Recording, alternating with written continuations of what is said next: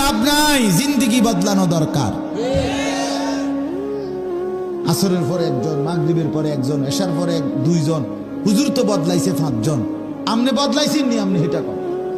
আরো কতজন হুজুর আনলে আমনে বিড়িখানা ছাড়বেন? আল্লাহর দোহাই আমনে আমারে কোন, আমি এতজন হুজুর গইন্না আনি আমনের কাছে। বলেন চাচা, বলেন মিয়া। আরো কত লক্ষবার বললে আপনি বুঝবেন? গালি দেওয়া, টেলিভিশন দেখা, আপনার স্ত্রী বেপর্দা থাকা, ছেলে মেয়ে নামাজ না পড়া, এটা আপনার বরবাদি, এটা আপনার জাহান্নামে যাওয়ার কারণ। আপনার ঘরে আপনার ছেলে 1 ওয়াক্ত নামাজ পড়ে না, এত বড় জানোয়ার আপনি ঘরে পালেন কেন মিয়া? খুদার একটা বছর 365 দিন কোনদিন ফজরের নামাজ পড়ে না। আপনার 18 বছরের ছেলেটা, 18 বছরের মেয়েটা এত বড় অসভ্য